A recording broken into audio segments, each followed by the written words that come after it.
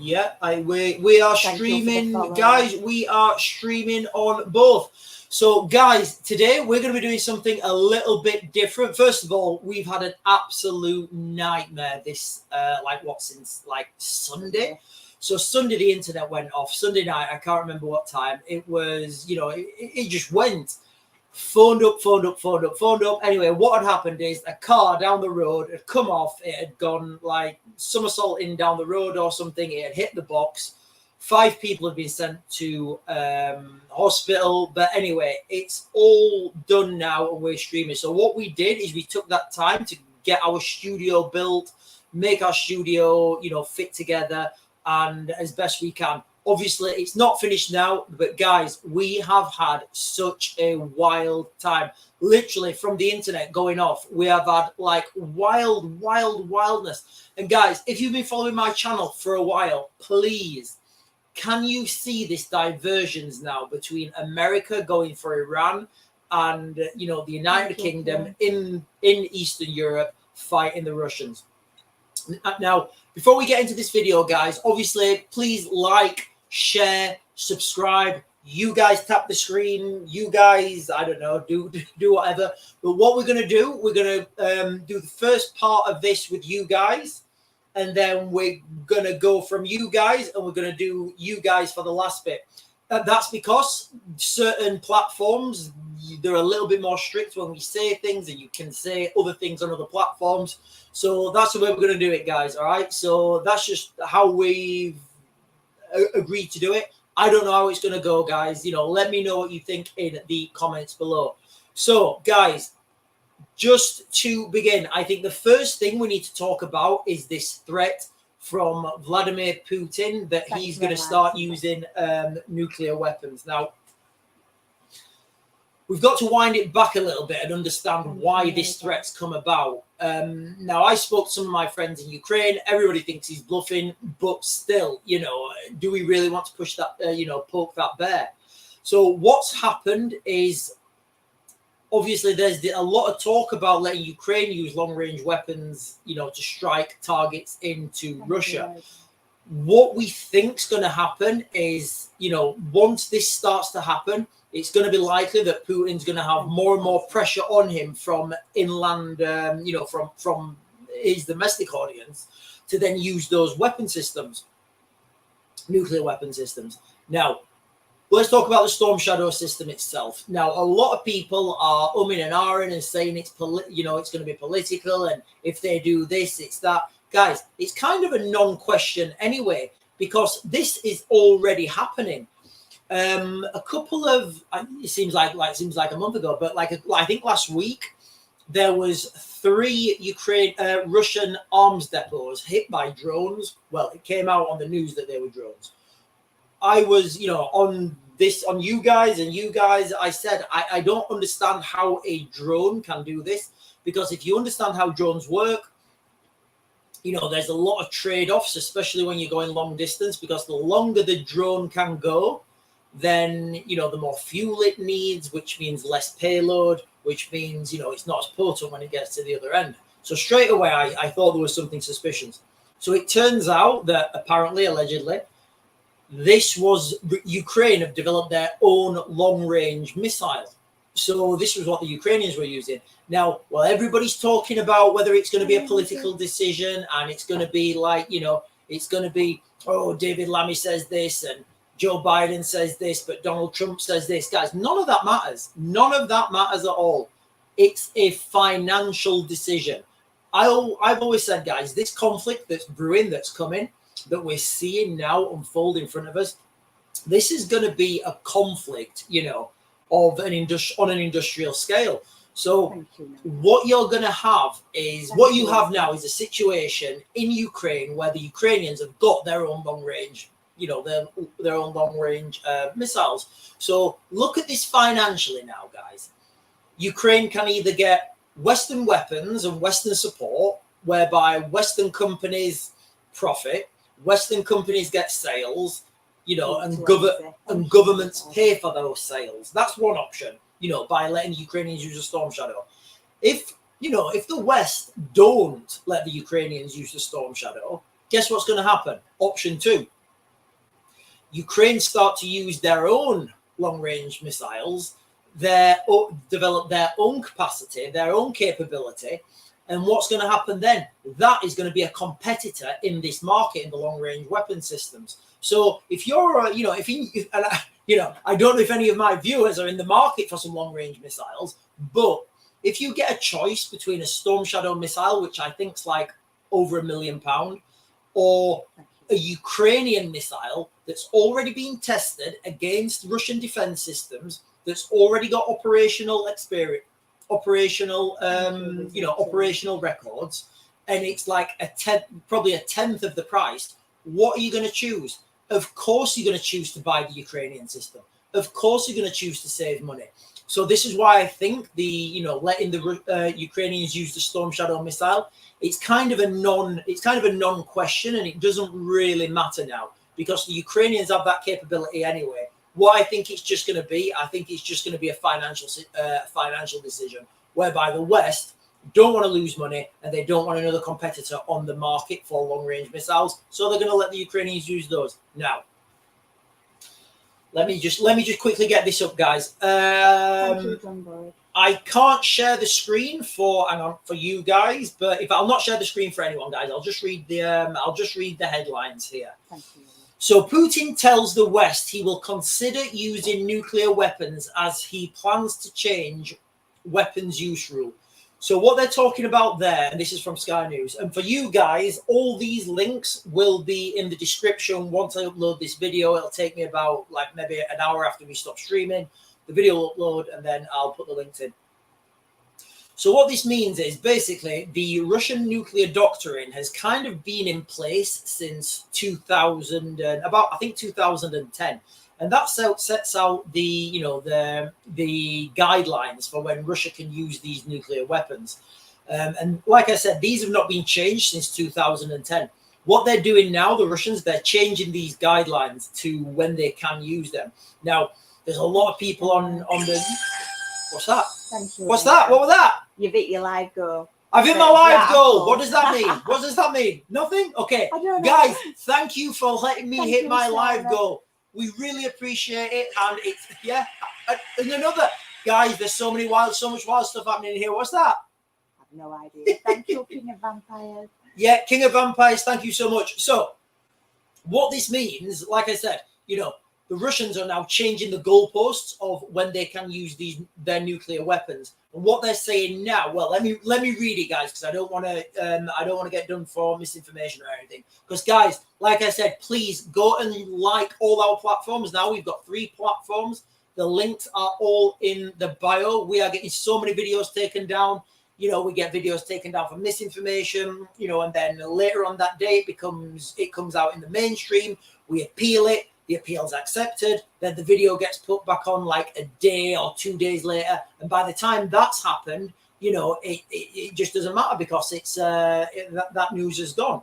But anyway, the comments appear timed to coincide with President Zelensky's address to the UN as Kiev continues to appeal for approval of use of the long-range missiles to target missiles on targets inside Russia.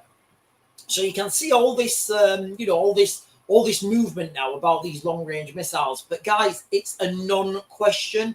It's not relevant anymore because the Ukrainians can already do this. They've been doing it for a while. They have their own long-range systems. All it is now is a financial, it's a financial decision now. The West need to think, right, do we want to spend money on our own systems? Or do we want the Ukrainians to sell their systems? And that's the end of it, guys. So forget what David Lammy comes up and he says, because, guys, we'll go on to David Lammy now. Guys, those of you who've been following my channels, and when David Lammy first got elected, I was quite critical of him. I was quite critical of everyone, actually. Guys, don't forget to tap the page and like and share all our stuff. Like I said, guys, if you just joined us, we're going to be on you guys first. And then when we've stopped with you guys, we're going to go on to the other guys. Let all the links in the bio because some of the content gets taken down. some of the key words. We don't want to get any more strikes because we don't want to keep broadcasting as long as possible. So we have to keep within the community guidelines for these platforms. I have totally lost what I was saying. Yes, David Lammy. So we was talking like when this Labour government won, I was really critical, and then I said, guys, you know what? I'm going to stop being critical. I'm going to try and be, as positive as I can. Lasted about 2 minutes. It literally lasted about 2 minutes, guys. It's very difficult to be, enthusiastic about this particular government. I don't know what's going on behind the scenes. I hope you guys have all researched who Lord Ali is. I hope you've researched his connections, who he's previously worked for, how he made his money. And I hope you guys are starting to connect these dots. But anyway, and I got a lot of flack for being critical of David Lammy. Well, I hope all you guys are understanding now that, why I was being critical of David Lammy. So if anybody wants to look and find out what a politically subverted politician looks like, obviously, Keir Starmer is your main one, but David Lammy is showing the signs, and it's I don't want to use the word fantastic, but it's fantastic when you understand how, ideological subversion works and you watch David Lammy operate. It's just so obvious that somebody behind him is pulling the strings. Before he was... Go on, Sarah. Emsy's just put, are there any other countries on the verge of having a war? Well, everyone. So, okay, so let's go from the US. So the US looks like the US, and we'll come on to this later on in the video, but the US, Emsy, remember when I said months and months and months ago, before any of these statements by Trump or by Biden or Zelensky or Keir, before any of this, I said that there's going to be a divergence. The United States are going to focus in the Middle East, and the United Kingdom will lead. I did say NATO, but it's going to be what's left of NATO in the context of the EU. And the United Kingdom will lead those in Eastern Europe against the Russians. So look at the rhetoric now coming out from the United States. And what I think is key, and I did a video for you guys about it, and I said the main thing that I think it was like the final nail in the coffin for me anyway, is when this Iranians for Trump group was, it was highlighted, it was pushed forwards, and it had a lot of media coverage. Now, it's growing in the weeds. It's like a little sprout growing up out of the weeds. And you see these things and you're like, why is that growing out of the weeds? And this is going to evolve, and it's going to move forwards into a situation where Trump's won the election. You're going to have Resolution 559 being pushed in America. And then in in Iran, you're going to see pro-America rallies. You're going to see pro-democracy rallies. You're going to see people waving United States flags. And then, you're going to see the clamp down on these people hard. And then you're going to see, the United States, Donald Trump saying things, making comments to the supreme leader. And that's how, the United States is going to move into that conflict. Again, my opinion, guys, my speculation and my analysis. Meanwhile, as a backdrop to this in the Middle East, you've got Israel having a right tear up, north, south, east, west. Well, not west because it's water, but Israel is having they're having a huge war at the moment on all fronts. So Israel, it looks like Israel will be taking out the Israel will be taking America will be taking out the meat, and Israel will be taking out the potatoes. So that's what's kind of going to happen there. And then you've got to look at we'll come on to the other, we'll talk about Ukraine, and then we'll come on to the other locations on the other platform later on. This message keeps coming on. They're saying that there's a Russian ship offshore. Where? Around the UK. Well, guys, because we have got internet, I will do a little search for this. Thoughts on the damaged Russian ship offshore. Well, guys, we have literally been in a black hole, so let me just do this real quick. And then Madhead Gamer 664. It's a British ship that has explosives in Kent, not Russian. Hang on, guys. There's nothing. Guys, can somebody? Guys, we have a guys. Can somebody tell me what to search because there's nothing here. It's filled with explosives, Kelly's put. Yeah, guys. Fertilizer, Beverly Williams. Guys, can somebody get me find it on a news outlet and tell me try and tell me what news outlet it is because I can't see anything on here at the moment. Yeah, somebody's put the ship is full of fertilizer. It has 20 ton of fertilizer in it. I have no idea, but what I can I've not seen that, guys. There's nothing on a quick search, but what I will say is. Remember when I talked about non-conventional Russian fertilizer cargo ship, 20,000 ton. Well, somebody's mentioned SS Montgomery. Search live ships. Oh, we're not doing live ships. That'll take forever. All right. Okay. Yeah, I've got it. Right. Okay, I've got it. Okay, right. I'll read you the headlines, guys. I don't know what I mean. This is from what? From today. So this is from 25 minutes ago. A Russian-linked ship laden with 7 times more explosive chemicals than caused the devastating 2020 Beirut blast is floating mere miles from the Kent coast after being turned away from other ports due to safety fears. Do you reckon? I am coming with big ship of fertilizer. It's no problem. We do not smoke. Fireworks here.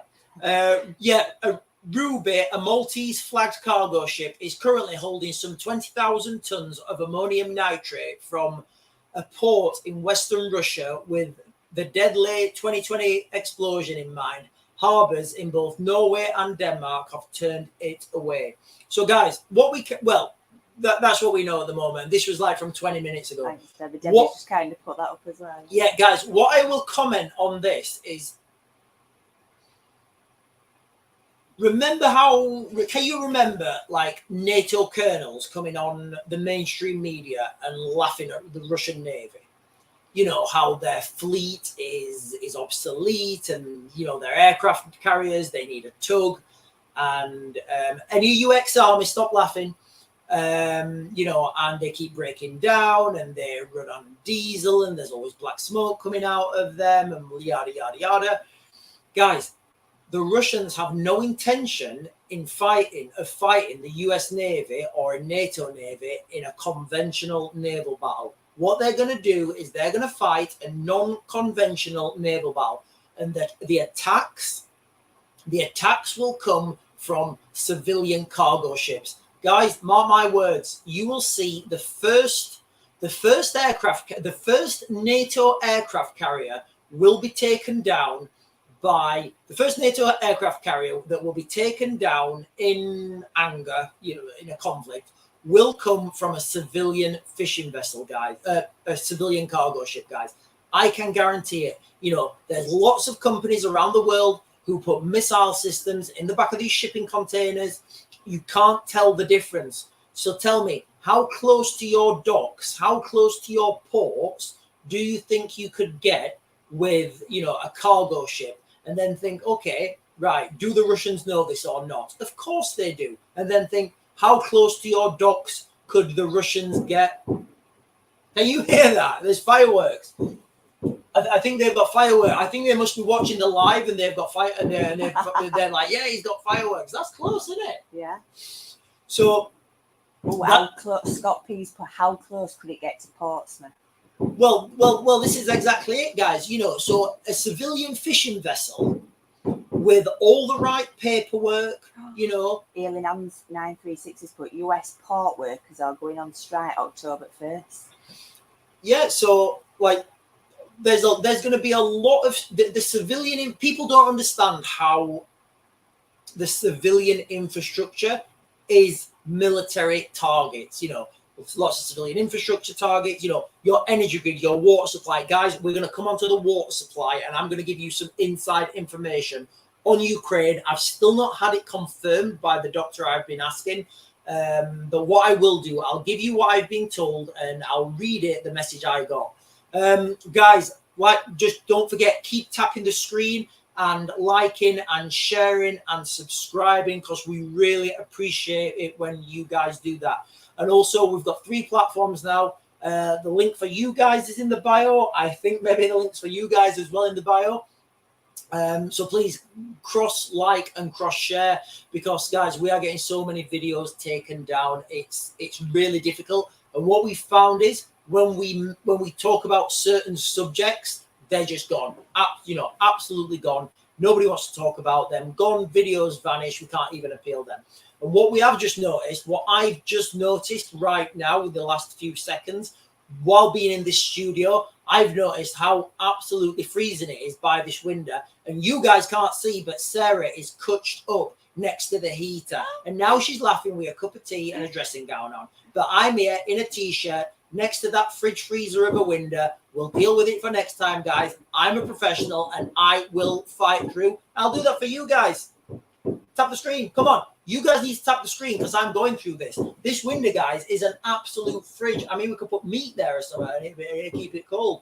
But anyway, guys, yeah. So let's go right back to David Lammy, shall we? In fact, let me get his speech up. Let me get David Lammy's latest. I mean, thank you for your likes and followers. Guys, yeah, thank you so much for the likes. So much for... Don't turn it down. It's not going to help. Sarah's trying to turn the heater on so I can get some heat. But, it's like trying to throw a deck chair off the Titanic. It's just not going to work. Where are we? Right, guys. So I'm gonna read this off the screen. David Lammy launches into bizarre slavery rant at UN meeting as he rages at Putin's imperialism. Foreign Secretary David Lammy ripped into Russia at the UN today in an extraordinary triad referencing slavery, Putin's imperialism, and his African heritage. I mean, I'll give it to him. Who can connect dots to Putin's invasion of Ukraine and David Lammy's African heritage? I mean, the guy's become a walking meme, but this is how you know he's subverted and somebody's controlling it. Where was David Lammy's, and again, guys, look, I'm for Ukraine. I think it's the most just conflict in the world, that's been since the Second World War. The Ukrainians are fighting for a lot more than their own survival. They're fighting for the Western, they're fighting for Western values and Western culture. Now, again, we may be throwing that away ourselves, but that's the reality of the situation. So, and again, the right thing done. Vampires have just put release the sausages. Release the sausages, yeah. When Keir Starmer said that, I've been doing I've done things, said the wrong word, but it's normally because you've been thinking about it previously. So what I'm thinking is, has he been calling hostages sausages previously? Or is it just like him and his kids call everything sausages? Or is there some sort of deep esoteric meaning to sausages? I don't know. What I will say is when I was in Afghanistan in 2006, I think 2006 or 2007, I think Princess Anne came out to visit the troops. And as we drove past, one of my mates stuck his head out the window and he shouted, "Sausage!" And then maybe you were hungry. Yeah, and then we got the boat coach up, and somebody came on and started shouting, and shouted, "Who shouted sausage at Princess Anne?" And nobody admitted to it. But anyway, yeah. So that's what I always think when I hear the word sausage. Anyway, so Scott's, but thank you for your service. Cheers, buddy. So when we look at these things and we look at David Lammy and what he's saying, where was he on Ukraine before he got elected? Where was he? Where was it? Where was his big speeches on Russian imperialism before he became foreign secretary? Where was his big his big moment and his big fist stamping? Because as far as I was concerned, all his efforts were for a ceasefire in Gaza. I don't believe, and I may be wrong, guys, I don't believe I've seen David Lammy talk about Ukraine and Russia like this ever before. I don't even think he knew what was happening before he was elected and he was in that position.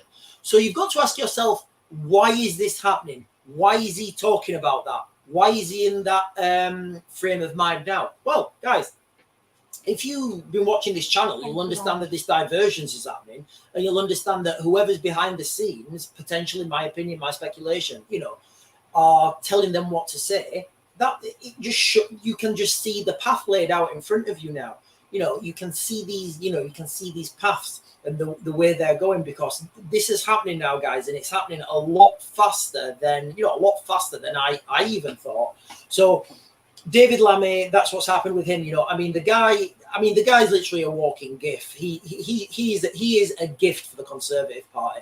So Donald Trump, then, a lot of people I spoke to my friend who lives in California. In fact, he just moved to Washington. I spoke to him the other day. I said, listen, what's the deal in the United States? I said, has Kamala got a chance? He said, to be honest, mate, I think it's 50-50. And I was like, wow, really? He said, well, that's what all the, polls, all the polls are saying. Again, a lot of these polls are biased. You've got to think about who the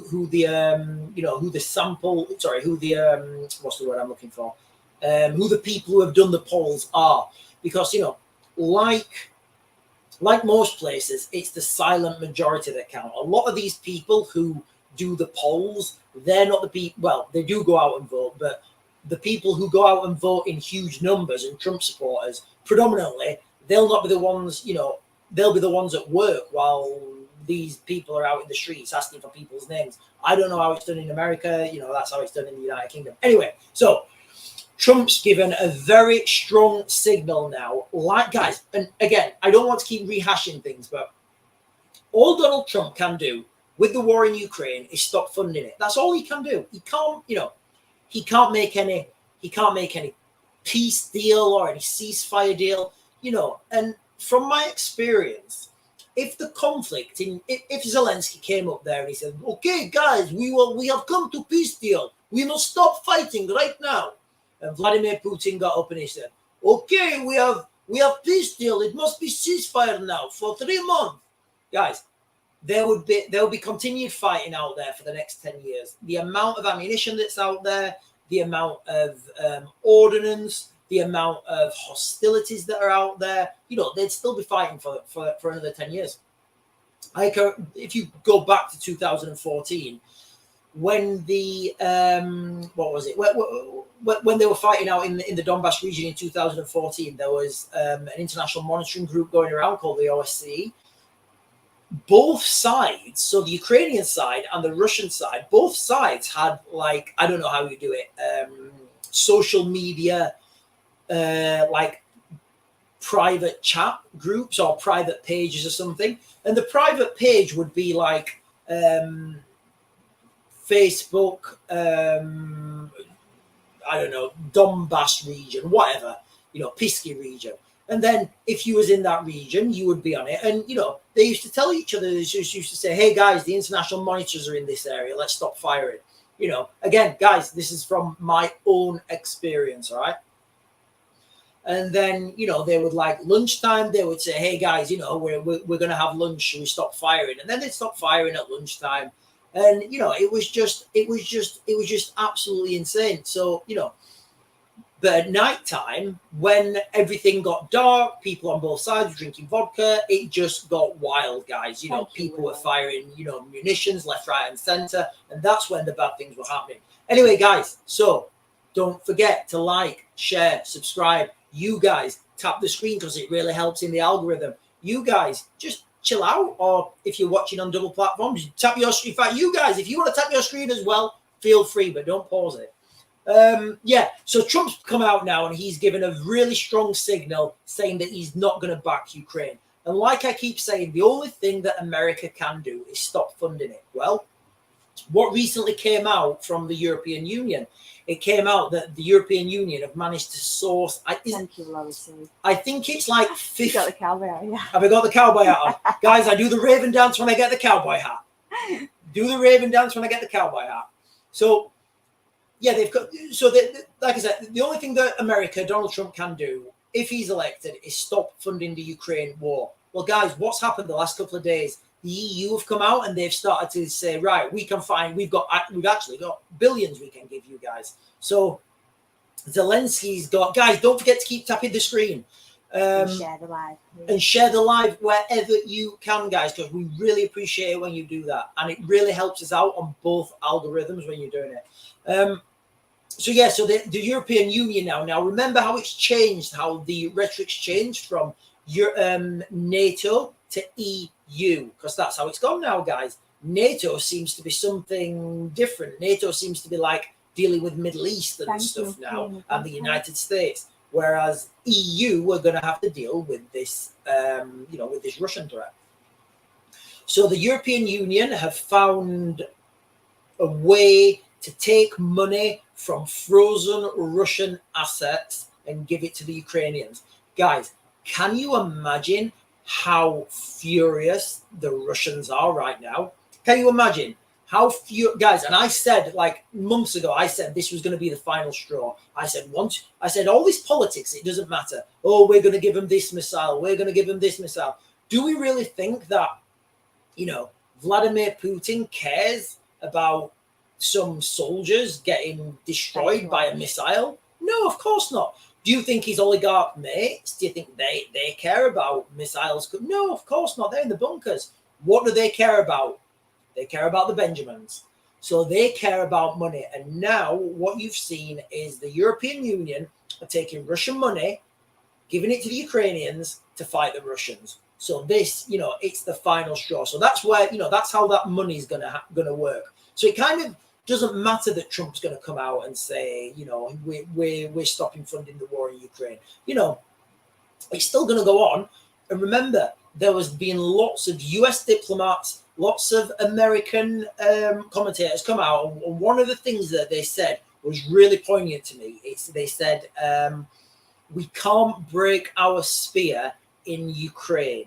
So what they're talking about there is they don't want to lose their combat effectiveness in Ukraine when there's going to be a wider regional conflict. And remember what we've said, guys. I did a video on it for you guys, and I literally said, I called it Trump's invasion of Iran. Here's why, or something.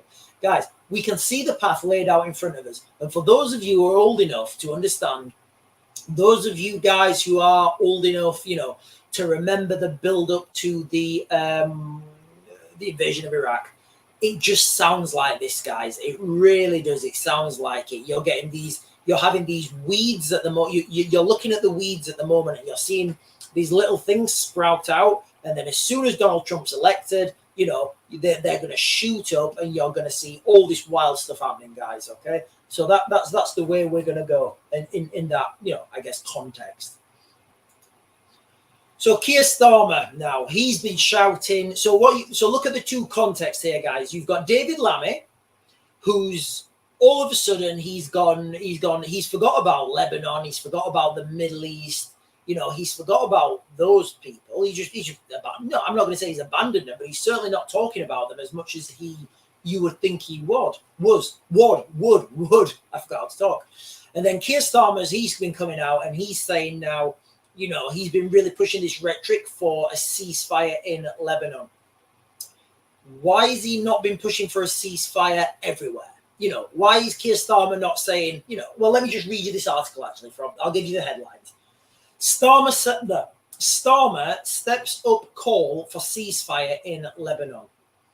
Keir Starmer has stepped up his call for an immediate ceasefire in Lebanon. Guys, what I will say quickly, nobody was asking for a ceasefire in Lebanon when it was Hezbollah throwing missiles into Israel. I don't know. Keir Starmer has stepped up his call for an immediate ceasefire in Lebanon following an escalation in fighting between Israel and the armed group Hezbollah. Stop the violence, step back from the brink, the Prime Minister said in his maiden speech to the UN General Assembly, despite Israeli ministers' rejection of an international proposal for a temporary pause in fighting. So you can see now, guys, the United Kingdom are wanting to distance themselves from the Middle East. And it's just more of this divergence, guys, where you're getting, these guys pushing one way, these guys pushing another. And it kind of doesn't matter anymore because the main intent for the United Kingdom is going to be Russia And the main intent for the initial main intent for the United States is going to be Iran, with Israel dealing with, you know, the smaller states in that region. And everything you see on the news, guys, is pushing towards that. So just imagine that in the back. Imagine nothing matters. Imagine this road is already set out in front of you, and whether he votes on this or she votes on that, or he says they're going to do this, forget all that. Pretend none of that matters, and just every time you see something, an actual decision being made, just think, does that fit into the context of, you know, America pushing towards the Middle East and the United Kingdom and the rest of Europe pushing towards Eastern Europe and fighting the Russians? That's the way it's going, guys. And I said quite a while ago when we was talking about conscription, and guys, a lot of people are talking about nuclear weapons. Let me just get this out there now. Nobody's gonna get nuked until there's a series of nuclear testing. Sarah, has that gone cold yet? That meat, guys. I've got my dinner. I may have a little bit of dinner. Is it?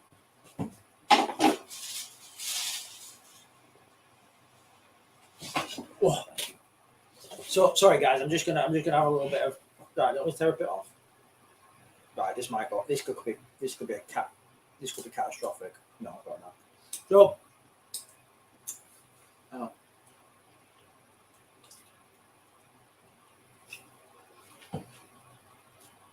So, nobody's going to be doing these nuclear strikes, guys, until there's been a series of tests. Those tests are confirmation tests, because regardless what anybody says, whoever's got the biggest stockpile of nuclear weapons, it doesn't matter. What matters is, can you get them to work? Because they're very, very technical. They're very delicate. There's a lot of engineering problems when you're trying to deal with these. So there would be a series of tests, and there would be, you know, people will say they're rattling the saber, but what they're really doing is confirmation tests, because you can't just throw these things up in the sky and, you know, and expect them to go off. People want to know what you're eating. It's beef rib on the bone. We cooked it earlier, but we were rushing about getting a studio set up,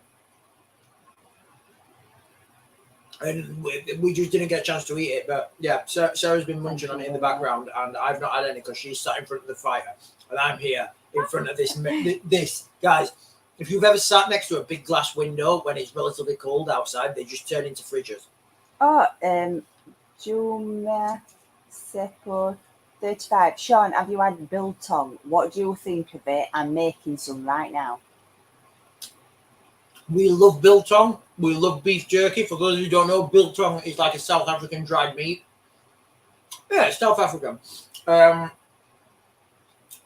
I love dried meat, guys. I love beef. I'm all for eating, you know, cow, not bugs. Right, let her back up. We need to carry on. Got it? Yeah. Sure. So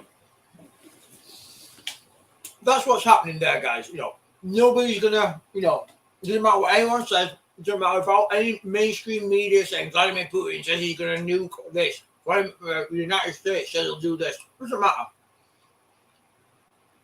Nobody's going to be throwing any nuclear weapons until, you know, they start to do tests, and you can't hide a nuclear test. They're too, you know, there's too much energy. You know, there's like satellites going over to, you know, detect this. So until they start testing, you know, nothing's going to happen. But thank you, Logan. You can look back on all Sean's videos. What's that? Logan's put, Sean predicted everything that we've seen now, and yet people still doubt. Thank you, Sean. Yeah, guys, we started these channels because, you know,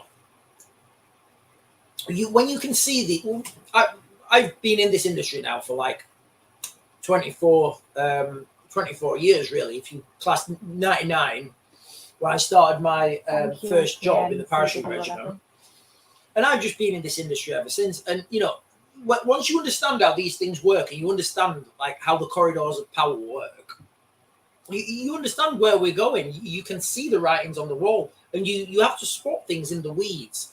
And it usually comes in the form of like a benign news article, and you think that's out of place, you know. And then you're like, right, well, what's that going to develop into? Like, for example, when we was talking about the F-16s, and I said at some point, you know, the Polish are going to be flying defensive sorties over Ukraine. This was months ago when I said this, and I said it because I saw a Polish pilot. He did a news article, and you know, I've said this quite a few times, and he said, "Oh, you know, I just wish we could. Well, we're up there. I just wish we could fire our missiles and intercept these, intercept these missiles, and that would save so many lives, guys." Speaking of firing missiles, let's tap the screen and fire those missiles and like and share all our stuff, because we really appreciate it when you guys do that. And I get really excited. And we heard a mad statistic that we were like, what were we, Sarah? The search people on them. 18. We're the 18th searched profile on you guys. And that was pretty. What inspired the name Raven? So Raven was the name that people. So Raven was the name that people used to call me when I was in the army, and it's just stuck with me ever since. People call me Raven, and those of you who know me from the military, you'll know that it's where's Raven. It just stuck, I guess, from the army. Thank you. And I carried that through my career, even to a stage where I just used to, when I was doing presentations to people in Ukraine, I just used to put Raven on the Raven on my not pitch deck, on my slide decks. But let's move on now, guys, and talk about. Because you're loving raving. Yeah, rave on, yeah. Like what's that? Like on Phoenix Night, rave on. So moving forwards, then, guys. Remember when there was the whole conscription thing going around, and people were talking about, you know, is this going to happen? And, you know, I said, look, guys, you know, conscription won't be called conscription, but it will be conscription. But I said, what they'll do first is they're going to have a mass recruitment drive, and they're going to really push military. What's up? I'm just laughing at one of the comments on it. Juma, Sepo 35, Raven is better than my nickname. Haha. Dickhead. That's some fantastic English. Matty Tomos wrote, I'm scared of this ship in Kent. Yeah, well, Matty, I mean, this ship in Kent, guys, if you've just joined us, there's a huge Russian, well, there's 20, let me read it again. Right, so there's a ship off the coast in Kent, ship packed with 20,000 tons of explosives, Russian explosives, sorry, that's wrong. Ship packed with 20,000 tons of explosive Russian fertilizer floating off UK coast. Now, if we take that word explosive and Russian out of there, it's kind of a non-story, isn't it? Ship packed with 20,000 tons of fertilizer floating off the UK coast. Yeah, because we will on the other platform. What's that? A question what keeps coming up, but it's getting like censored. Yeah, guys, there's certain words you can say on you guys, and for you guys it's kind of like, you know, you can say more stuff. So we will be going onto the other platform and having a little bit more in-depth talk, and we'll be talking about things that would violate these guys' community guidelines, because we're not going to violate any community guidelines, because we are rule adherers. That's what we are here, guys. That's what we are. But yeah, so there's a ship off the coast of Kent, 20,000 tons of explosive Russian fertilizer. To me, it sounds like a bit of a non-story, but I've always said, guys, and go back through my videos, we're not going to see conventional naval warfare anymore. It's going to be asymmetric warfare, where you're getting attacks from civilian ships. Yeah, we need to get onto conscription as well in a bit. Yeah, guys. So we will come. So conscription, guys. Sorry, Scott P030. Ain't there a ship in Isle of Sheppey that sunk in World War II that has a shed load of explosives? Isn't that Montgomery? Yeah, we were talking about this earlier. I think it came in the media. I mean, I think any explosives under that length of time under the war will have like degraded. I don't know how they're packaged, but I'd say, I mean, what is it, like 60 more? It's like a long time these things have been under the water, and you know, salt water degrades things. So 1690s Hezbollah leader being eliminated. Yeah, be careful with the words you use, guys. Let's start to use code words. Dan's put, can you give us some positive news so we can sleep well tonight? Yeah, so we've got our studio finished now. It's fantastic, and I've had an haircut. So, I mean, I hope that helps you sleep. So, yeah, well, the positive news is, yeah, so 44 minutes ago, Israel says it targeted, hang on, so 16 minutes ago, guys. Live updates. Israel targets Hezbollah leader in strike on residential buildings near Beirut. Israeli and... Travis Starr loves your haircut. Thank you, buddy. It was powerful. I went in and when I had this haircut, I went in and the guy, I went in and I said, listen, you know, I've been trying to grow my hair like Aragon, the king of men. But I said, I just can't deal with it. It's too long. I can't deal with it anymore. And he said, so what do you want now? You don't want to be Aragon. What do you want? Like, I said, well, can you make me look like Johnny Rico from Starship Troopers? He said, oh, to be sure, Johnny, and he did a few curse words that I can't say on this platform because, you know, we're rule adherers. But he said, oh, okay. Anyway, I had to show him a picture of Johnny Rico from Starship Troopers, and this is what I got. Anyway, so Israeli and American officials said the attack was intended to Hassan Nasrallah, the head of the Iraq. Yeah, so there's been an attack. I don't know if it's come out on social media that it's been confirmed that he's been taken out. But I think the key from this article, guys, from the New York Times, Israeli and American officials. You know, that shows you the collaborative, not distance, the collaborative proximity of these two nations when they're prosecuting these targets. And again, guys, it's just more evidence of this divergence. It's more evidence that, you know, what's coming, the United States, where they're going to be going, United Kingdom, where they're going to be going and where they're going to be pushing. But you guys want to know about conscription. So, guys, before we talk about conscription, let's like, follow, tap the screen, give us some shares, and we'll talk about conscription, where I can find it. I think, yes, here. So, I don't know. Right, okay. Stephen, I'm not gay, but this man could have a chance. So remember months back, guys, you know, everybody was talking about conscription, and, you know, we said, didn't we? We came to the conclusion that national service was going to happen, and it has to happen, guys. You know, if we're fighting, and again, you know, we can disagree with these wars as much as we want. You know, we can say, listen, you know what? I'd rather we build infrastructure projects. I'd rather we build housing for the homeless. I'd rather we build cheap, reliable public transport. I'd rather reinvest in the energy grid. I'd rather reinvest in the water system. We can say that all we want. The fact is, we're being pushed towards wars. And the other side, they're going to want to be pushing towards out. So at some point, we need to say, right, we either lay down and just accept defeat, or we need to start working in factories. And if you look at the Russian economy right now, guys, there's no denying it. The Russian economy is stronger now than it was before the 2022 invasion, because they've had to push their civilians into a war economy. And once you move into a war economy, you up production, because you can force people to work. You can, well, I say force, you can incentivize people to work. But, you know, the United Kingdom at the moment, we're going to need national service by, you know, if you're an age and you've left school and you're not in employment, then you will go and work at a certain factory that does something for the war effort. Pretty much like what happened in the Second World War.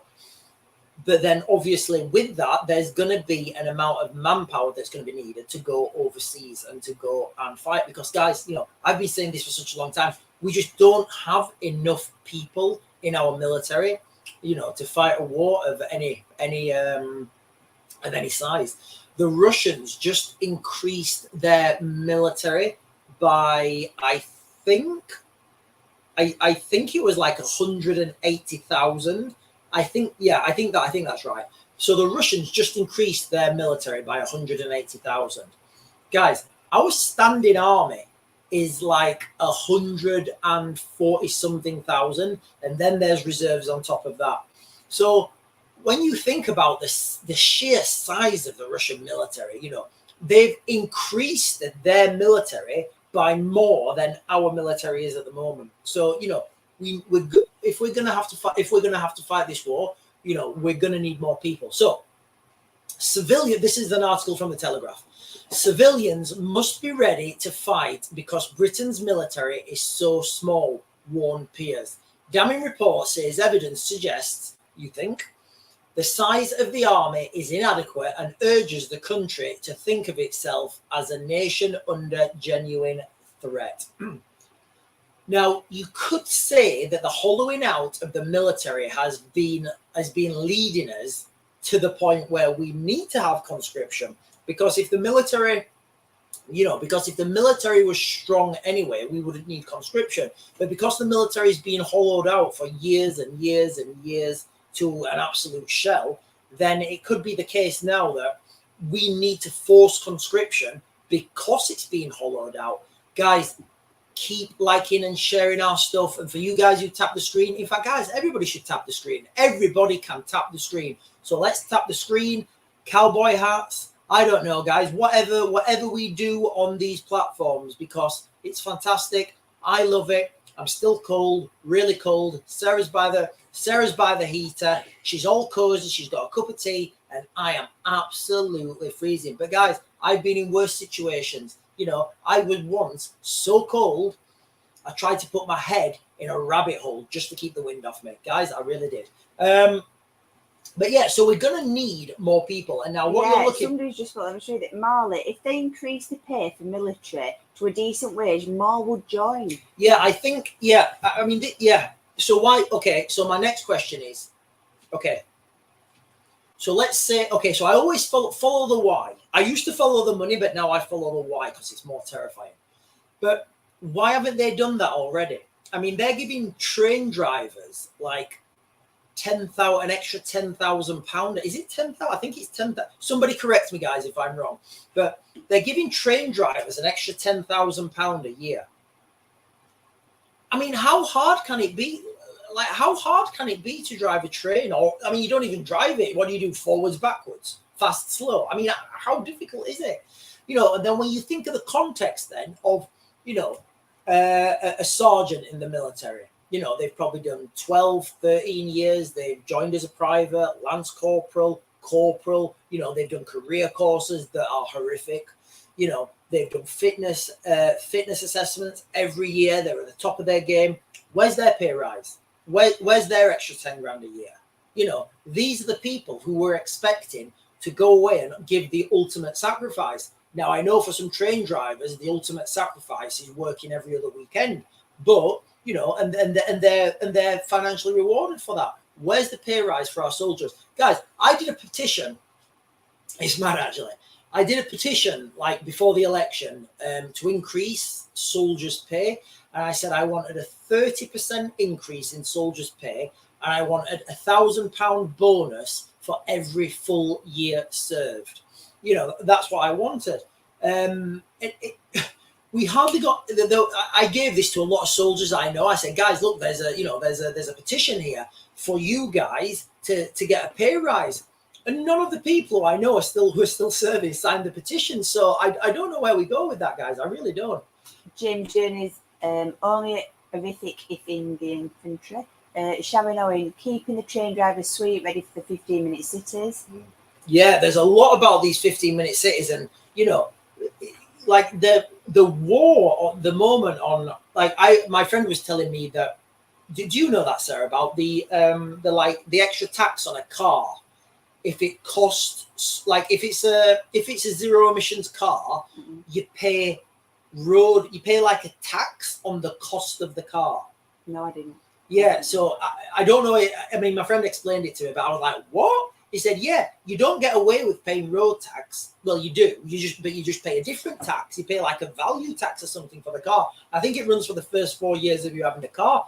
I was like, this is ridiculous. It's just like everything. They're just, you know, it's just like giving money. It's like constantly giving money to people. So yeah, so with the conscription, guys, so it's gonna come, and it's so many of these comments getting censored. Which ones? Just really like random things. Magnus Martin, the Eastern and Western man is not the same anymore. Westerners aren't proud enough to defend it.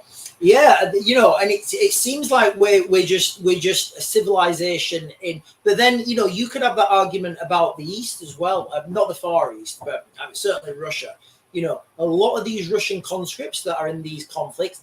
I've spoken to some Ukrainians, and I won't go on this platform. I'll go to this one and do it later. But some of the Ukrainians were telling me they felt really bad about being in combat against these guys because they were untrained, they were undisciplined, they were under-equipped, they were malnutrition, they were malnourished.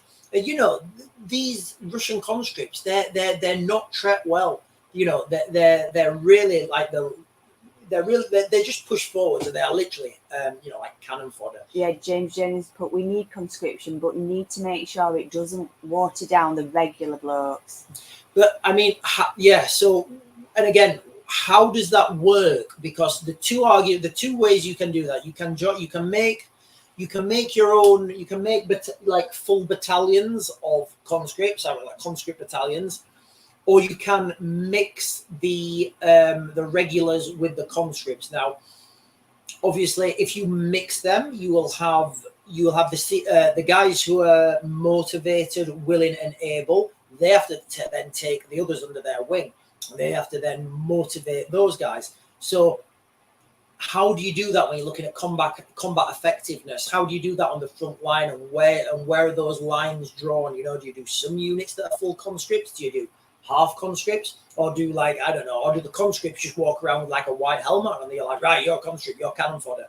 Because guys, these conflicts that we're looking at, you know, they're going to be in, you know, an industrial scale.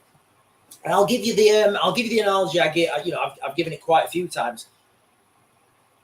Look where people are putting their money. What's up? 1973, menopausal women would make an amazing battalion. Would you want to face them down? You know, somebody said that about like old men or grumpy old men. Oh, my screen's gone off. Hang on, guys. We've got a item. No, it's there. Yeah, somebody said that about grumpy old men because, you know, they don't take hassle off anyone, and they're always up early because they can't. You know, they're up themselves through the middle of the night. So yeah. Yes, Craig, yes. But I think we're gonna, you know, if we're gonna want to fight this war and we're gonna want to win it, and if you look at the rhetoric that David Lamb is throwing out there now, look at the rhetoric our politicians are throwing out there. And let's be under no illusion, you know. And again, guys, this is probably an unpopular opinion, but the more I think about it, the more I'm actually kind of glad there's somebody behind the scenes pulling the strings. Because can you imagine if it was left to Keir Starmer and David Lammy and Jess Phillips and Angela Rayner to do all this stuff themselves? It would be an absolute catastrophe. But, you know, so I'm glad they've got, you know, potentially strong teams behind them. We've got 2 minutes left on this platform. Yeah. Stop P030's put, need to be open the steel plants and start building kit.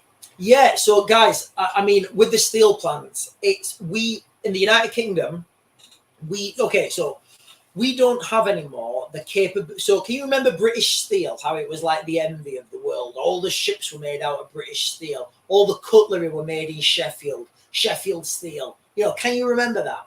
Guys, the United Kingdom no longer has the capacity to make virgin steel. We can't make steel anymore. We don't have it. We can't do that. Now, what we need to do, we need to fire up these furnaces, and we need to start, you know, we're gone at the time. Gone is the time where we can start thinking, you know, about buying all this fancy equipment. We need mass. So we need to have one vehicle and just mass produce it. One tank, mass produce it. You know, one ship, mass produce it. And we need mass production, because you get scale of economy, you get scale of numbers. Things get cheaper when you build more of them, guys. It's just, you know, that's the way we're moving, guys. We're about to switch and turn. Are we turning? How close are we, Sarah? Yeah, it's 9 o'clock. Right, guys, it's 9 o'clock. It's the watershed. Put the children to bed and join us in the shed. No, guys, we're going to be switching over to the other platform now. So if you want to go follow us on and continue this conversation on the other platform, we're going over there now. We're going to turn you guys off. You guys have been fantastic. Did I fix your Wi-Fi today? Oh, we got the Wi-Fi fixed. We're coming over to you guys. Are we off? Bye. Thank you, everyone. Are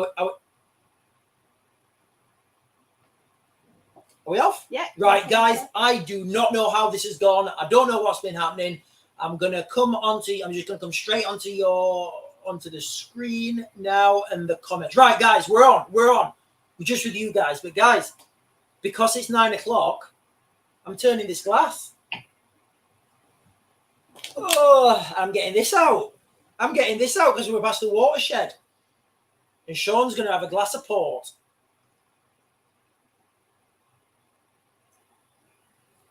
You want a little bit, Sarah? I'm good. Right, guys, absolutely wild time. So we can have a more adult conversation on this platform. Right, guys, there's loads of comments. Right, guys, I don't think I'm going to be able to get a chance to get through this. Right, guys, so thank you all for your comments. Thank you all. Yeah, we're back. We're going to be back streaming every day now, guys. As usual, the internet's back on. It was an absolute nightmare having to deal with people, and there's no disrespect, but like, people shouldn't be in crucial call centers, like who speak limited English, because it's been really difficult to get in. You know, it's been really difficult. Right, we'll go with Kenzie's comment first. Personally, I still think Putin is bluffing. The UN was such a joke. It was scripted. Yeah, they're always scripted. They want peace. They don't want peace.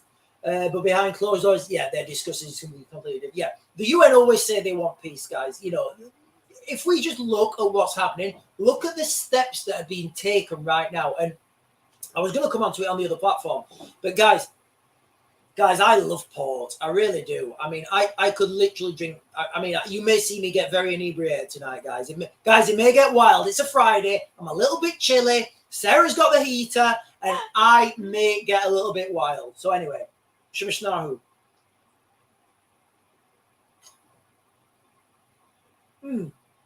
That is powerful. So anyway, yeah. So Kenzie, I was speaking to one of my Ukrainian friends, and we were talking about this nuclear thing, and he said, Sean, he's a pussy, he's bluffing. So, you know, that is a lot of people are thinking that, but we can't. Like I keep saying, you know, before any nuclear weapon is used, we're going to see this build up. So until I see a build up, you know, I'm going to say that the threat is minimum for, you know, a nuclear strike. So what else have we got, guys? What else have we got? Did you see Trump's promise? Yeah, guys. So question here, guys, from comment from Pino. Did we see Trump's press conference with Zelensky? What do we think of it? It's just this divergence, guys. You know, all Trump can do is stop paying. That is literally all he can do. You know, and we've already seen that the European Union, they're pumping loads of money into this anyway, and because they know that Trump's going to stop paying. And it was really key that one of the things that they said was in their statement, the European Union, they said, we can do this without approval from the United States. So already the mechanism, the system is there to give money to Ukraine now without the okay from the United States. There was a news talk, sit-down talk with Biden, which went on Twitter. I don't know if the news conference was within a month or, but Biden admitted that, guys, yeah, I mean, all out, it's like one of the, it's so strange when you see these things and you know they're happening. And guys, some of you may have noticed that the quality of the camera has gone up. That's because Sarah came and cleaned the lens. And I didn't realize that how dirty the lens was because it was in the basement. But I think we should all give a round of applause to Sarah. Anyway, so yeah, guys, all-out war isn't just possible; it's inevitable. If you think about Thucydides' trap, let me just quickly. In fact, guys, I've done it before. Go look at Thucydides' trap. Thucydides' trap says that when an emerging power tries to overtake the current power, violence is the normal, not the exception. So it's more than it. So in 100 years' time, when we're looking back at this, it will just be another part of history where either the United States have held on to their role as leader of the world, or somebody else has moved in. Probably China, because they've got the economic power. But again, I'm seeing a lot of bad things from China at the moment. I'm seeing they did a really bad thing when they had that, was it one-child policy? The Chinese workforce now, so you should have a pyramid like this, where the people at the top are the oldest, and then obviously you don't have that many of them. And then the people at the bottom, they're the youngest, so you have more of them. But what happened in China when they had the one-child policy, they've got a massive gap here of like 40-year-olds, I'd say, kind of the people who run the world, those people that do stuff, those people that are in charge at the moment, those people who are experienced enough to make the right decision and young enough to make the right decisions collectively, manage a team, have the energy, the resources, the emotional resources to push things forwards. Because, you've all worked, I don't know, I mean, we've all worked for somebody who's like really, really old, and they're like, they just can't be bothered. They're like, yeah, do what you want. I can't be bothered. Oh, I'm not bothered. And you've all worked for somebody who's really young, and they're like, let's do this. And you're like, oh. And then when you're 40, you're a good mix. In your 40s, you're a good mix of both of them. So yeah, like, guys, and if you're watching this channel, you'll know my opinion that war in an industrial scale is on its way. Guys, I'm going to have another glass of port because I do enjoy port, and I may even have a little piece of meat, a little bit. Sarah, should I have some? Yeah. Guys, can we have music on here or what? Are we allowed music? Are we allowed music on here, Sarah? I have no idea. Right, guys, I'm just going to get some. Let me take that comment off the screen. Right, guys, I'm going to go right down. Hang on, let me get this off. Yeah, so that's where we are, guys, with the. Hang on. I don't even know if we can. I don't even know if we can show those the sharp implement that you cut. Can we?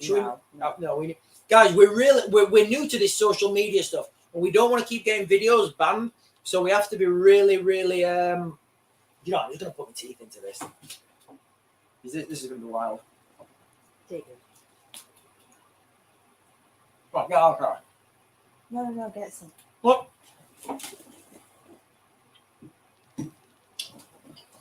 My throat all bang. So,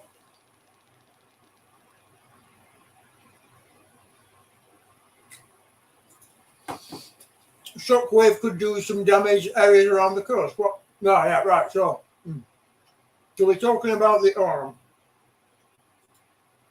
Right. Okay. Right. So with these explosive. So message from Bando. At a dock, what damage could 20,000? So it's not the explosive. It's the. You can have explosives laid out on the open, and no, you can't. So it's all about how much of a kaboom of a bang it makes. So you've got to pressurize that. You've got to it's where that energy is going, where that direction is going. For example, if you had 1 gram of explosives right on your forehead in a shape charge, that's it. It's over. It's good. It's goodbye. Look at the the pager. Look at the pager. What we call exploding pagers.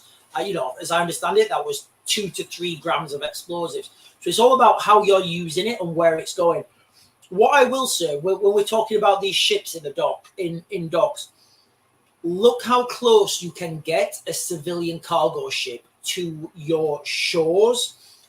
And then think about what we've said before, guys, about how these attacks are going to come from civilian cargo ships.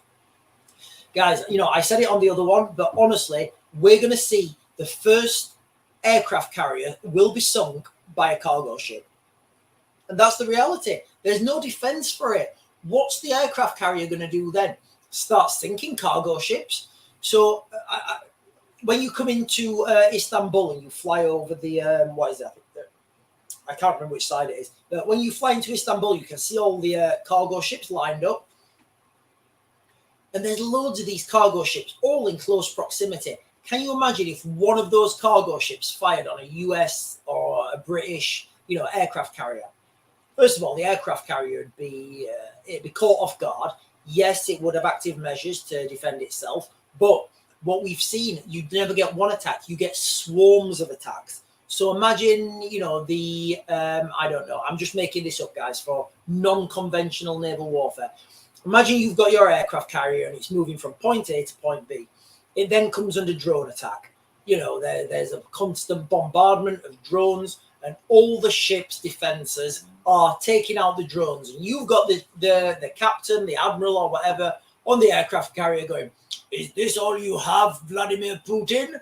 Is this all you have?" And then all of a sudden, as soon as the as soon as that's those defenses have been exhausted, that's when the missile attack comes from the cargo ship that's really close because it's a cargo ship and nobody thought it was a threat. How do you respond to that? Do you sink the cargo ship? You sink the civilian cargo ship? Can you imagine the political nightmare of that?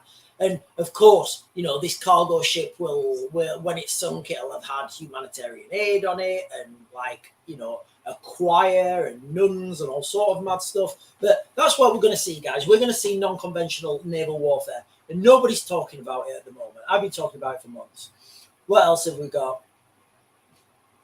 Right, So can we all admit that Starmer is gay then? I don't know. I mean, has he been seen at P. Diddy's parties? I genuinely don't know. I mean, I don't know. Is he gay? Is he gay? Would it make him a bad prime minister if he was? I don't know. Guys, honestly, all go and look at who Lord Ali is. I keep saying this. Go and look at who Lord Ali is. Go and look at his associations. Go and look at the people who he worked for. And then look how he made his money. Guys, if you want to know who's controlling Keir Starmer, go and do that, guys. Honestly, and like instantly you'll understand it. And then the question you'll ask is, well, hang on a minute. I thought Keir Starmer was being controlled by, you know, the Russians, by Soviets.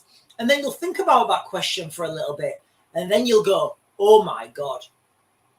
And you will have a really cold feeling wash over you when you understand the depth of this, like, network of this, I don't know, matrix or whatever people are calling it.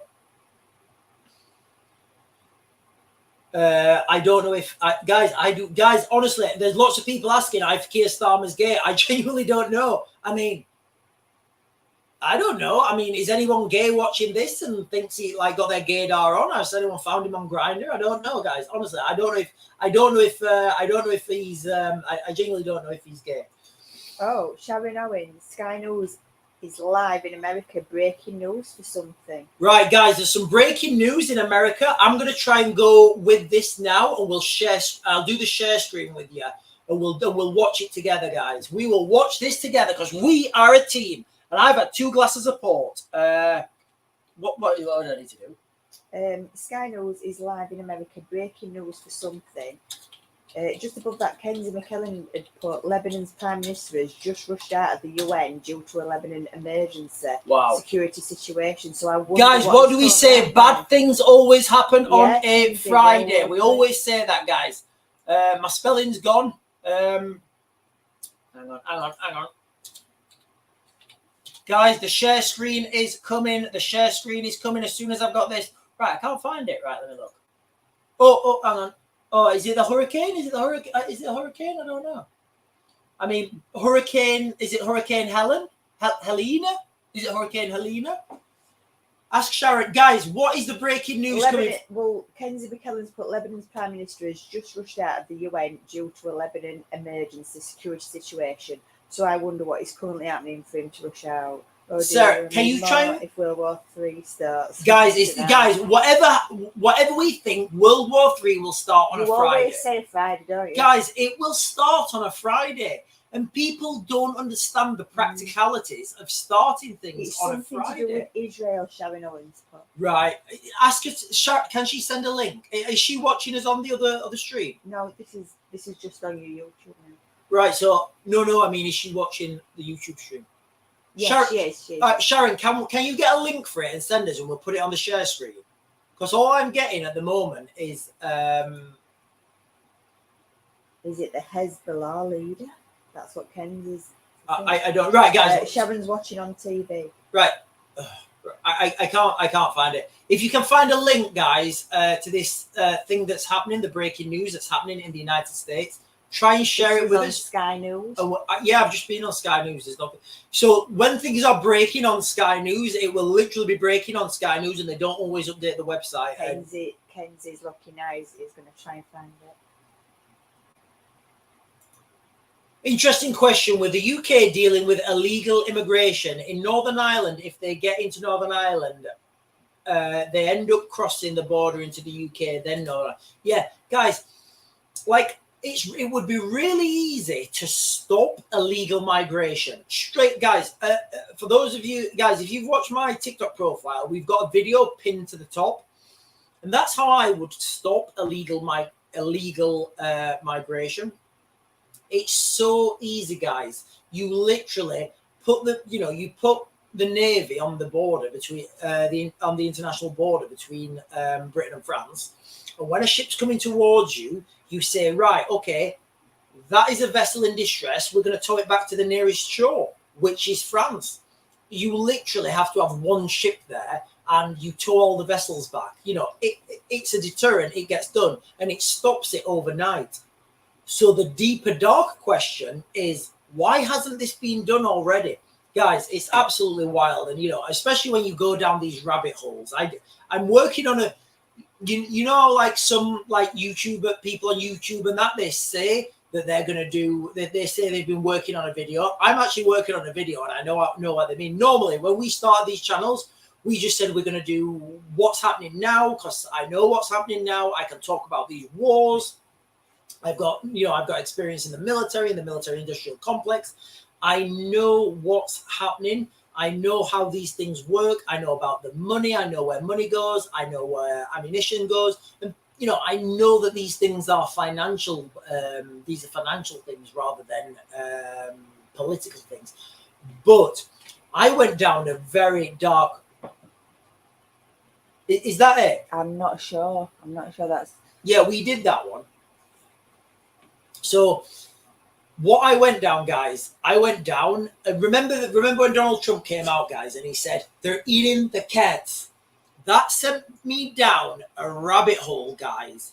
And once I started on that rabbit hole, I kept going and I kept going. And guys, it was terrifying, the place that led me. That led me, and I'm going to do a video about it. That led me to, how do I even say it? Like, guys, it led me down to human sacrifice.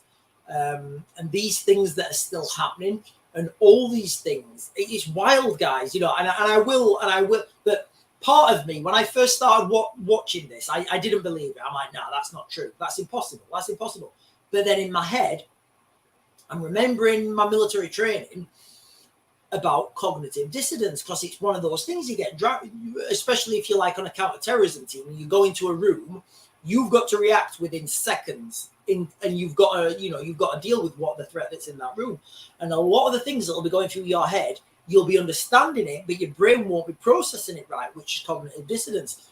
And that's why I keep saying cognitive dissonance. Is it true? Is it real? And again, I've not got any concrete evidence on this, guys, but there's so much smoke. You hear the old saying, there's no smoke without fire. So it's Sky News is saying strikes. It's to do with Beirut, I think. I don't know. Guys, we're trying to find this thing that's happening on Sky News. Guys, thank you all. Shit, do Iran I get more has views? put strikes are a game-changing escalation. That's their headline on skynews.com. So Vanadu says, shit, do I get more beers? Yes, Vanadu. There's never a time when you don't get more beers. More is always better. You know, you get these liberals coming on here and they're saying things like, you know, less is more. No, more is always more. Bigger is better. Always. There's no exception, guys. I don't care. So yeah, guys, are we going to turn this into like use scissors? What is that for? Guys, are we gonna start turning this into like a Friday night drinking club? Because I'm down with it, guys. I mean, I've got my studio almost finished. I just need a bit of trim up there, and we're good. What else have we got? Lorraine Craig. Hi all, I'm late from TikTok. Hey, no, Lorraine, you've not missed much. We've just been talking about the wild stuff that's been happening. There's been some breaking news from Sky News. And Israel launches round of airstrikes in Beirut. Guys, what's happening in the Middle East right now with Israel, with Lebanon? It's really hard to keep up because it's that fluid. You know, these guys are pushing so hard. And again, you know, what we've got to consider is the big prize, which is Iran and the United States. Israel don't have the manpower to go to do a ground invasion into Lebanon. You know, they know this. History tells us this from Iraq, from Afghanistan. You know, it tells us that the amount of manpower you need to invest to go into one of these big locations, a big town, a big city, it's just phenomenal, guys. All right.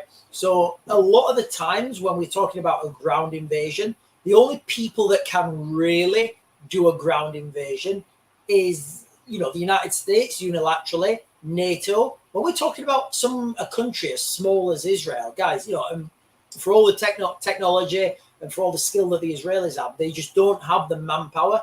And you need the manpower when you go into these built-up locations. Because just think about it, guys, right? To clear a floor on a house, you have to have, again, guys, I'm really shortening this down. You have to have someone in each room. You have to have someone in each room to make sure that all the rooms are clear. So if you've got someone in each room, you can confirm those rooms are clear. Then once that floor's clear, you can put a sentry on the entry points, and then you can go up to the next floor, and then you have to do the same again. So think about a high-rise block of flats. How many people, how much manpower that takes, to invest into that building? Because if you get someone behind you, guys, it's an absolute catastrophe. Because then you're fighting an enemy to the front, to the rear, to the left, to the right, up, down. It's a nightmare. So that's why the manpower investment in these built-up areas is absolutely huge, and it's why it doesn't happen. It's why it doesn't happen. And Israel, guys, they just don't have the manpower. That's why if you look at what's happening in Gaza, that's why they're destroying the buildings once they've cleared them. So you don't have to put a sentry on a building if you've demolished the building. And guys, it's absolutely brutal. I mean, these are people's homes. Go on, Sarah. I was just going to say, look at Kenzie's latest comment. Guy, Israeli army calls on residents in parts of Beirut southern suburb to evacuate. Wow. Okay. Guys, we could have a situation right now where Israel is being we've got another one. Read Lorraine. I've put Sky News on TV. IDF have advised residents so we're saying the same thing to evacuate. Okay, so guys, we could have a situation right now where Israel is going in on the ground. Again, Friday night. Guys, it's Friday night. Right. What I will say now, guys, is Fridays. Things happen bad on a Friday because people don't turn up to work on a Friday. Everybody's at minimum staff. People go home early on a Friday. You know, people are drunk on a Friday. You know, there's that. So there's the personal level of why bad things happen on a Friday.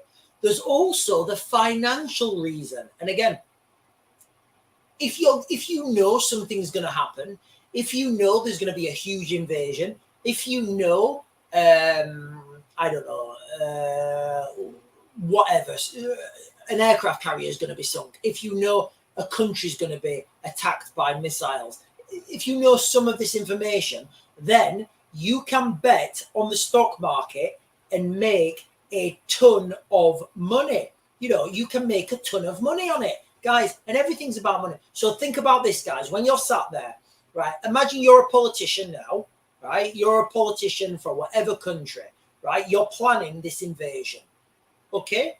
I don't know, just say it's me and Sarah, guys. I'll break it down. Say it's me and Sarah. Me and Sarah are planning an invasion of Lebanon. Right, Sarah, shall we attack on a Tuesday while the stock market can adjust? Or shall we attack on a Friday when the stock market's closed, so then those stocks or shares can't do anything until Monday, and then you'll see a huge spike on Monday.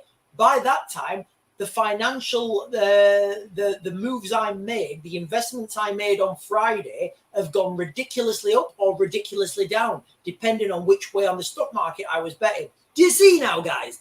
Do you see how it's all about money? Do you see how easy it is to make money if you're in these higher echelons of government?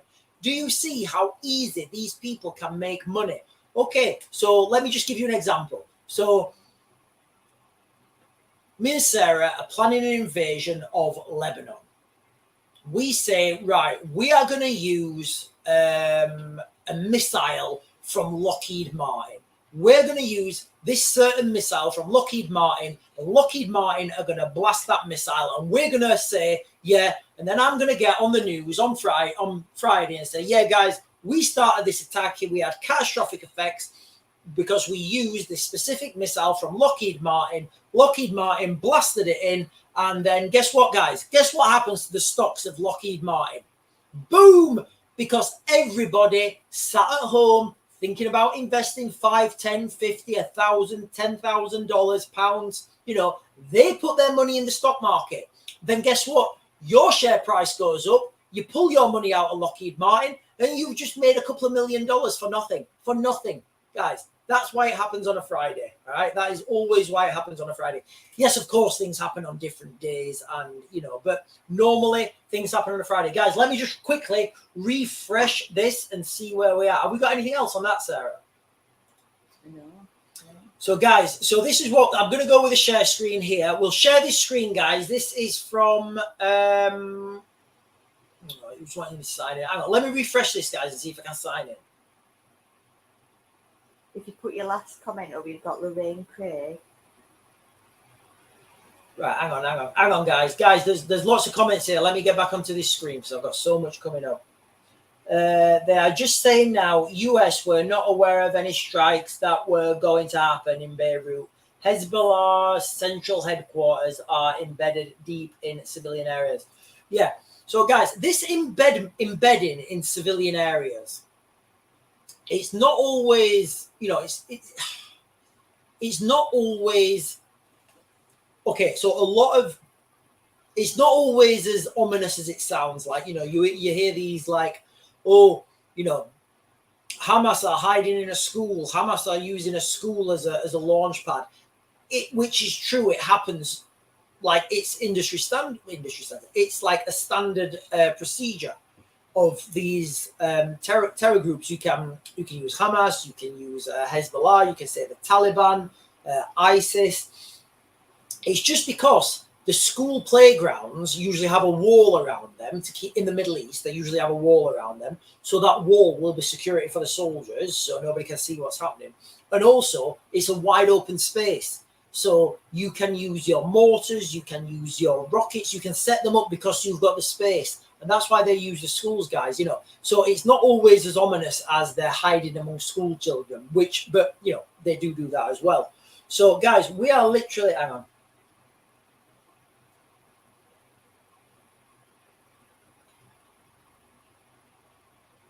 Yeah. So if the Hezbollah leader is gone, what do we think the response will be from the neighboring countries? So normally what you see in the Middle East is if one of these lead, again, guys, this is me speculating from my own opinion and my own analysis. What you see is when you get these leaders go down, you know, somebody's taken out, you get a rallying cry. You get a, you know, what could happen, and again, this is me speculating, but you could have a united front, which kind of does happen quite a lot in the Middle East. So whereas, you know, I mean, look what's happened in Northern Ireland. Look what's happened in some mad parts of Northern Ireland, where we've seen scenes of, you know, Protestants and Catholics on the same protest together against, you know, the migrants coming into Northern Ireland. So, you know, I mean, you could applaud Keir Starmer for that, because people have been trying to bring Protestants and Catholics together for like maybe 60 years. Keir Starmer did it, what, 6 months or whatever, like a couple of days. Anyway, so what you could see is a consolidation of the, and I think this would, and again, if we're looking, and I'm just thinking out loud, guys, if we're looking at the all these roads pointing to the same location, what you could see is a united front forming, a united front that in the Middle East that was against Israel, that is against the United States. Guys, let's also remember that the United Kingdom is still has to play a huge role in the Middle East, whether that's telegraphed, whether that's, you know, communicated, it doesn't matter, because the United Kingdom control the biggest airbase in that region, RAF Akrotiri in southern Cyprus. It's an absolutely huge airbase. Now, people say, oh, but they've got aircraft carriers. That, yeah, that's fine, guys. You know, the aircraft carriers. What I'm talking about is for real logistical support. You can't, well, I think you can land a C-130 on an aircraft carrier, but you can't do it at any scale. You can like land one, and I think it may have to be retrofitted with rockets.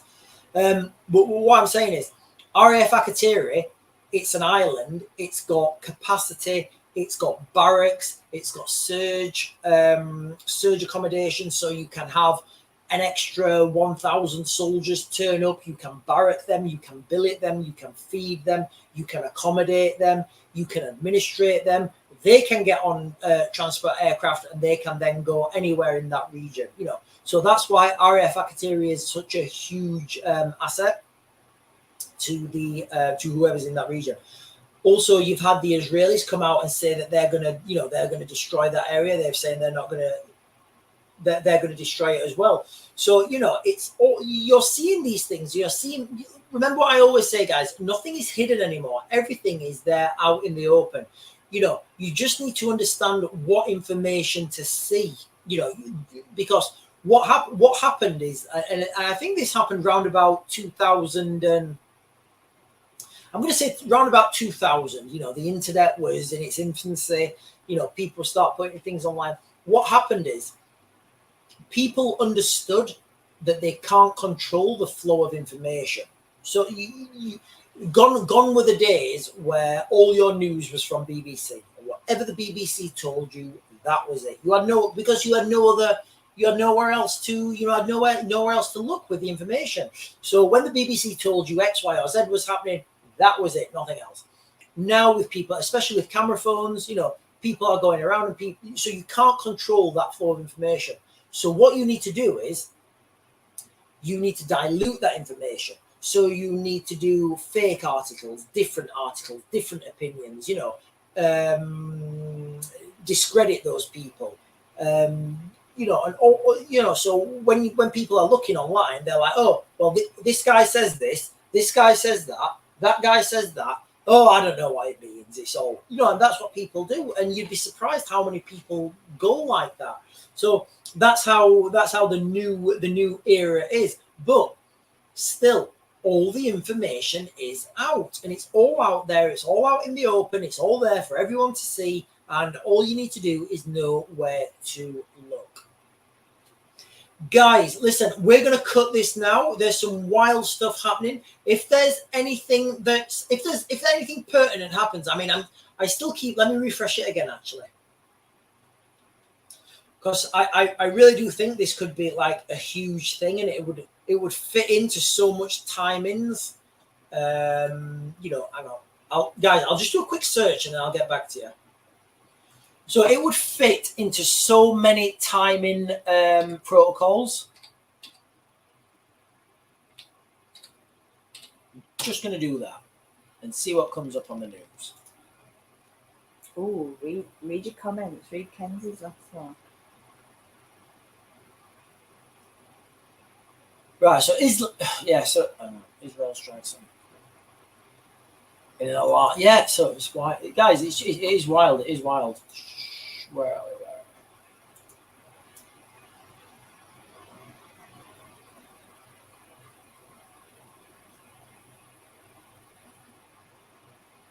Yeah, so I saw again. So this is the old thing. Is it? There's a lot of people on alternative media or social media saying Keir Starmer may resign next week, and it's hard to know what's true. This is not something I have an understanding of the Labour Party as such. The only thing I can speculate on that is, well, the two things really. Angela Rayner as Prime Minister, wow. I mean, I don't even know where to go with that. What I think, though, is Keir Starmer is a pawn in a game that he just does not understand. So Sharon's just Sharon's just commented the same. Yeah, imagine Angela Rayner taking over. So I can't imagine a situation where Angela Rayner would be. Can you imagine Angela Rayner going over to negotiate a peace deal with Vladimir Putin?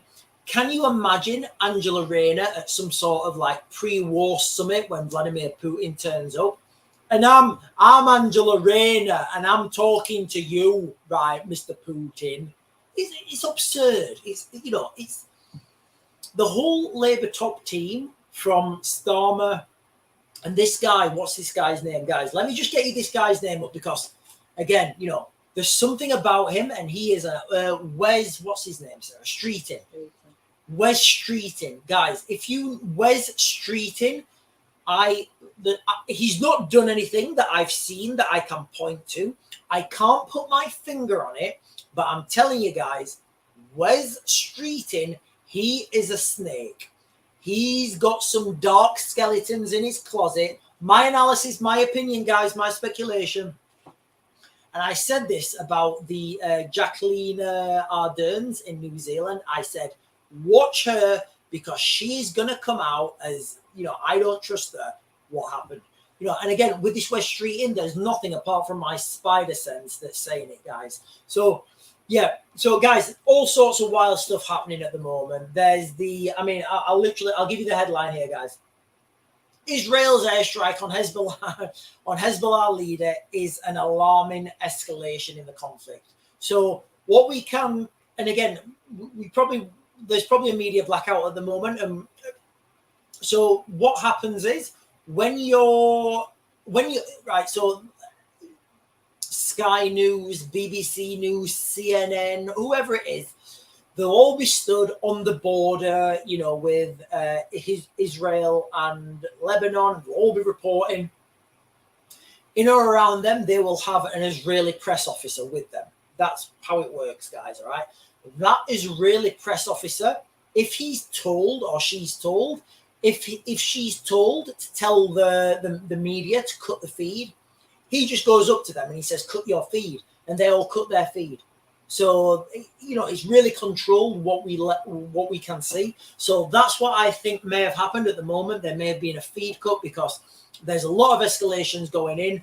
A lot of you guys are saying from unconfirmed reports that the people in Lebanon, Hezbollah, are saying to evacuate. Guys, we genuinely don't know what's happening at the moment.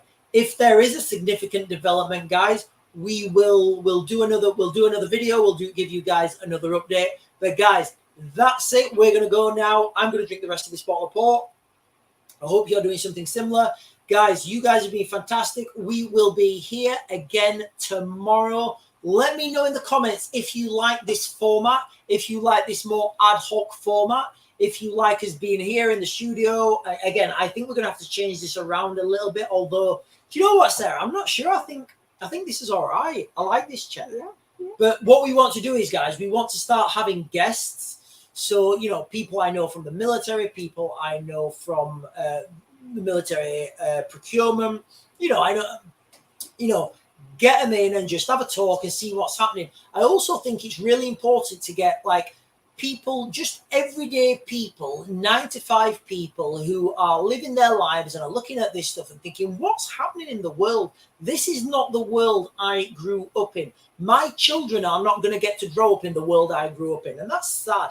Anyway, guys, I'm going to Mac to Grid. You guys have been fantastic as always. Like I said, guys, all the links that I've done for this video, I'll put them in the description. Might take me an hour or so because it takes a while for the video to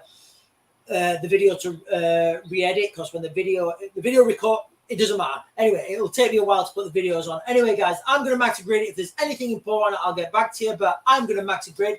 I'll get you another video later.